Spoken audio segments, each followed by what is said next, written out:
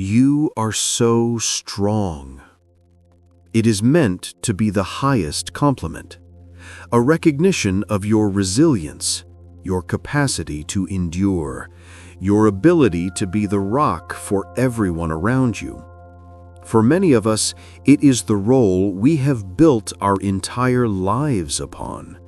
The strong daughter, the strong friend, the strong mother, the strong woman. We wear this title like a badge of honor. And this is the great, heroic mistake. We believe that being the strong one makes us invaluable. The consequence is that it makes us invisible. We become so good at playing the part that no one ever thinks to ask, "But who is strong for you?" But the profound wisdom of Carl Jung asks us to look behind the mask.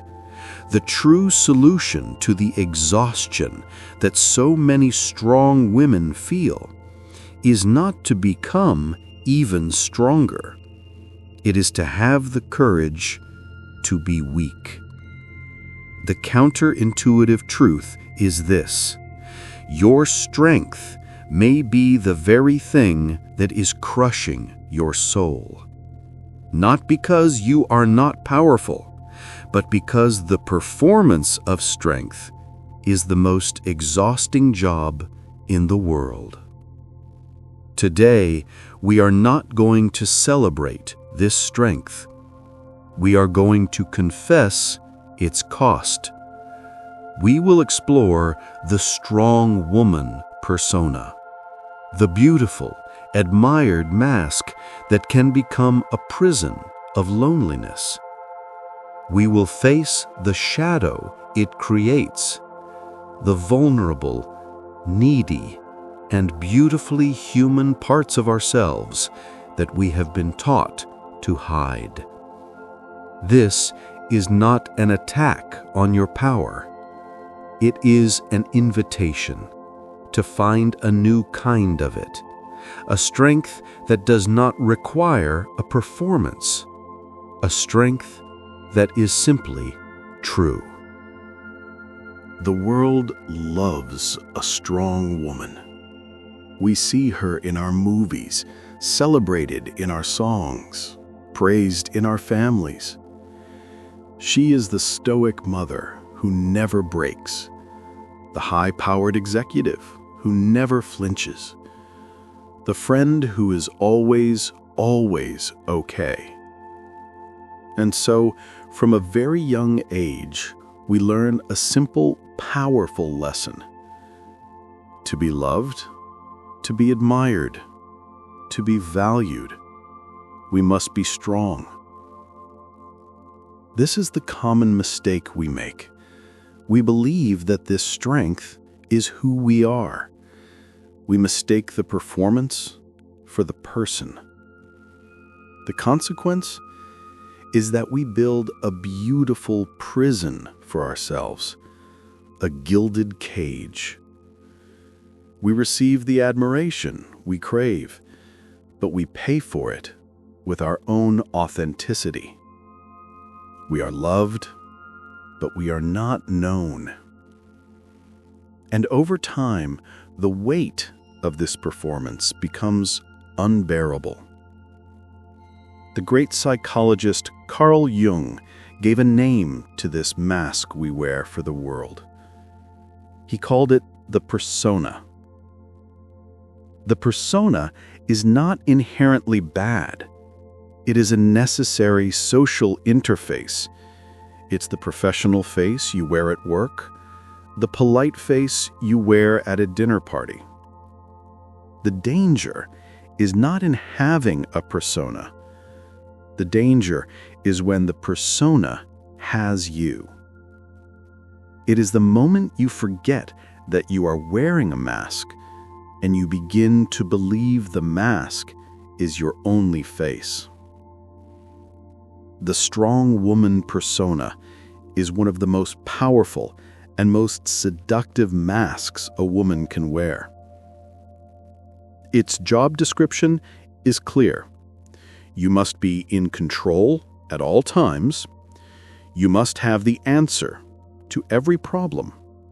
You must never complain. You must never be a burden. You must never, ever need anyone. It is a role that requires a kind of superhuman endurance, a constant, relentless performance of invulnerability. For years, I played this part perfectly. I was the rock in my family, the problem solver among my friends. You're So Strong was the soundtrack of my life, and I was proud of it. But I remember a moment that changed everything. I was in my early 40s, going through a difficult time. A friend asked me, "How are you doing?" And I opened my mouth to say the automatic words, "I'm fine." But what came out instead was a single, uncontrollable sob. In that moment, the mask cracked. And I realized I was exhausted, not just from my problems, but from the sheer, crushing effort of pretending I didn't have any. I had become a prisoner of my own strength. So what, then, does this heavy mask force us to hide? This is where Jung's most famous concept comes into play: the shadow. If the persona is everything we show the world, the shadow is everything we hide. It is the dusty, cluttered basement of our psyche, where we have thrown all the parts of ourselves we were taught were unacceptable, weak, or unlovable. And the shadow of the strong woman is vast and deep. What have we exiled to this basement? First, we have exiled our vulnerability. The beautiful, tender part of us that is allowed to say, "I'm scared. I don't know what to do. I need help." The strong woman cannot be seen as needy, so vulnerability is locked away. Second, we have exiled our anger. Righteous, healthy anger. The part that says, "No, that is not okay." The part that defends our boundaries. The strong woman is often expected to be endlessly patient, endlessly forgiving. So our fire is locked away. Third, we have exiled our grief. The sadness for our losses, our disappointments, our heartbreaks. The strong woman must move on. She must be resilient. So our tears are locked away to be shed only in private. And finally, we have exiled our simple human need for rest. The part that is allowed to be unproductive, to be still, to do nothing at all. The strong woman must always be achieving, always be doing something. So our stillness is locked away. Vulnerability, anger, grief, rest. These are not weaknesses. They are essential parts of the human experience. And the energy it takes to keep these vital parts of ourselves locked in the basement is immense. This is the true source of our bone-deep exhaustion. It is not the weight of the world on our shoulders. It is the weight of the parts of ourselves that we are constantly holding down. So I invite you to pause here, just for a moment. Of these 4 exiled parts, vulnerability, anger, grief, or rest, which one have you been holding down the tightest? Which one is calling to you most loudly from the basement of your soul? Just to name it is to begin to turn the key on the lock. It is the first act of acknowledging the true cost of that heavy, beautiful crown. But what are the specific daily symptoms of this inner civil war? How does this profound split between the mask and the shadow manifest in our lives? We have met the mask, and we have met the shadow it casts. But it is here that we make the most human of mistakes. We see the split within us, and we believe we are the only one. We think, there must be something wrong with me. Everyone else seems to be handling it. The consequence is a profound, isolating shame. We become a lonely island of strength, surrounded by an ocean of unspoken pain. We feel like an imposter in our own lives, terrified that at any moment someone will see the cracks in our armor. But the true solution, the one that Jung's work illuminates, is to understand that these cracks are not a personal failure. They are the universal, predictable symptoms of a soul that has been divided against itself for too long. Today in this space, we are going to make a confession. We are going to name the 4 great costs of being the strong woman. The symptoms of a life lived too long behind the mask.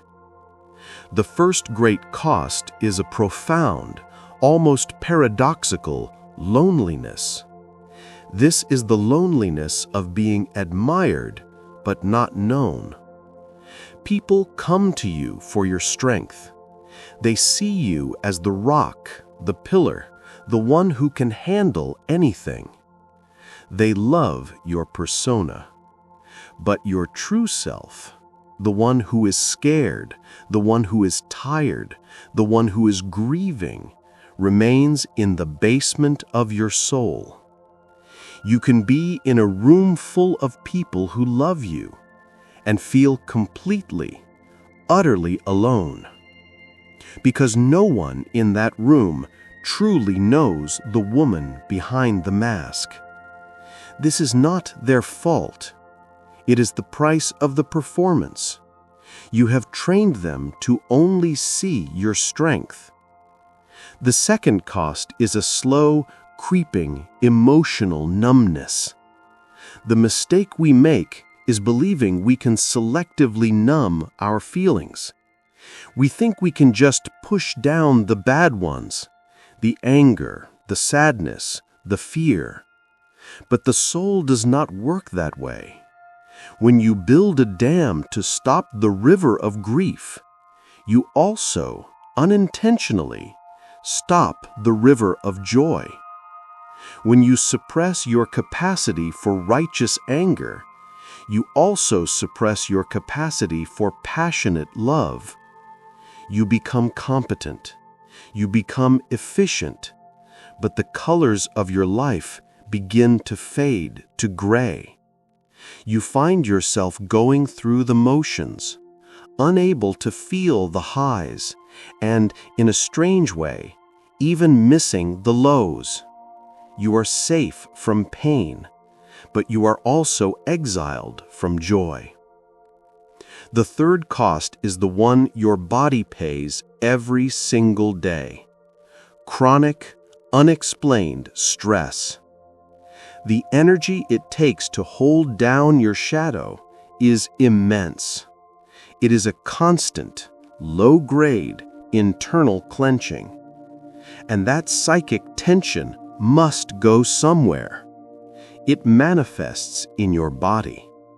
It becomes the tension headaches that never quite go away, the tightness in your shoulders that no massage can fix, the insomnia that leaves you staring at the ceiling at 3 a.m. It is the strange aches and pains that doctors can find no cause for. Your body is literally screaming the truths your mind is forcing into silence. It is keeping the score of your unwept tears and your swallowed rage. And the fourth and perhaps most corrosive cost is a deep, simmering resentment. This is the shadow of the caregiver returned with a vengeance.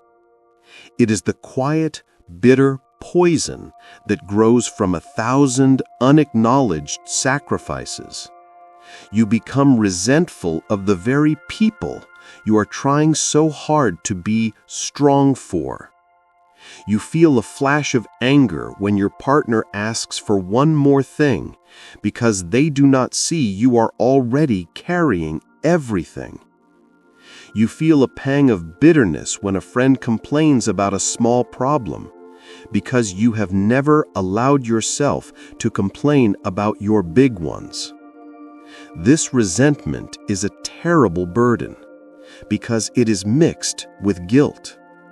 You feel angry, and then you feel ashamed for feeling angry. It is a lonely, exhausting cycle. Loneliness, numbness, physical pain, resentment. These are not your character flaws. They are the cracks in the armor. They are the confession of the strong woman. So I invite you to pause here, just for a moment. Breathe into your body. Which of these confessions, which of these symptoms is speaking most loudly to you right now? You do not need to fix it. You do not need to solve it. For today, the work is simply to acknowledge it, to whisper to that part of you, I see you, you are real, and you are not a failure. This is the first, most courageous step of shadow work. It is the act of turning on a light in a basement that has been dark for a very long time. But how do we move from this painful confession to a new, more authentic kind of strength? We have confessed. We have named the loneliness, the numbness, the pain, and the resentment. We have seen the cracks in the armor of the strong woman. And here, we face the final terrifying mistake. Faced with our own brokenness, we believe we have only two choices: to frantically glue the mask back together, or to collapse into a heap of weakness. We believe the opposite of strong is weak, and the consequence is that we remain trapped. We either resume the exhausting performance of the persona, or we surrender to the shame of the shadow. We see no third path. We see no way to be both human and powerful. But the true solution, the profound wisdom at the heart of Jung's work, is not about choosing between strength and weakness. It is about integration. It is about wholeness. The goal is not to destroy the strong woman persona. She has served you. She has protected you. And the goal is not to live forever in the basement with your shadow. The goal is to open the door between the two. It is to invite your vulnerability, your anger, your grief, and your need for rest out of the basement and into the living room of your life. This is the great work of individuation. And it leads us to a new, more profound definition of power. False strength is the ability not to break. It is rigid, brittle, and requires a constant state of tension. True strength is the ability to break and to hold all of your pieces with compassion. It is flexible, resilient, and it is found not in tension, but in truth. So how do we begin this journey of integration? How do we practice this new, authentic strength? It begins not with a grand gesture, but with small, courageous acts of honesty. The first practice is a confession to yourself. Take your journal, and at the top of a page, write the title, "What I'm Afraid for You to Know." And then you write.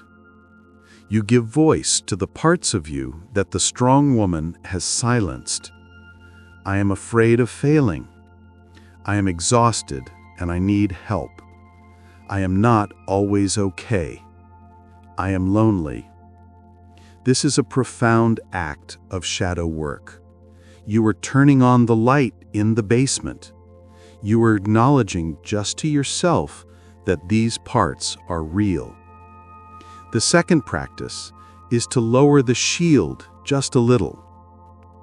Choose one person in your life, a trusted friend, a partner, a therapist, someone who has earned the right to hear your truth. And the next time they ask, "How are you?" pause. Do not give the automatic answer. Take a breath and offer a gentle truth. You don't have to confess everything, just one small thing. Instead of, "I'm fine," perhaps you can say, "Actually, I'm having a hard day." Instead of, "Everything's great," perhaps you can say, "I'm feeling a little overwhelmed today." This is a terrifying act of vulnerability, but you will discover a miracle. Authenticity does not push people away. Authenticity is what creates true connection. They will not see you as weak. They will see you as human, and they will feel closer to you than ever before. And the third practice is to give yourself permission to be imperfect. The strong woman persona is a perfectionist. She believes that one mistake will cause the entire world to crumble. Your work is to gently prove her wrong. This week, I invite you to intentionally do one small thing imperfectly. Leave one dish in the sink overnight. Send an email with a typo in it and don't correct it. Be 5 minutes late to something that isn't life or death. This is not about becoming sloppy. It is about dethroning the tyrant of perfectionism inside you. It is the practice of realizing that the world does not, in fact, end when you are not perfect. And in that realization is freedom. A confession, a gentle truth, an imperfect action. These are the first steps on the path to true strength. This is how we begin to integrate the mask and the shadow. This is how we stop performing and start living. So pause here one last time. What is one gentle truth the strong woman inside you is ready to tell. Not to the world, just to yourself. To acknowledge this truth is to begin the journey home. It is to give yourself the greatest permission of all, the permission to be human. But this is only the beginning of our confessions. There is one small phrase, two little words that the strong woman uses more than any other to maintain her prison, and that is the confession we must make next. And so we arrive at the end of this confession. We began with the glorification of the strong woman. We made the common mistake of believing that the mask was our true face.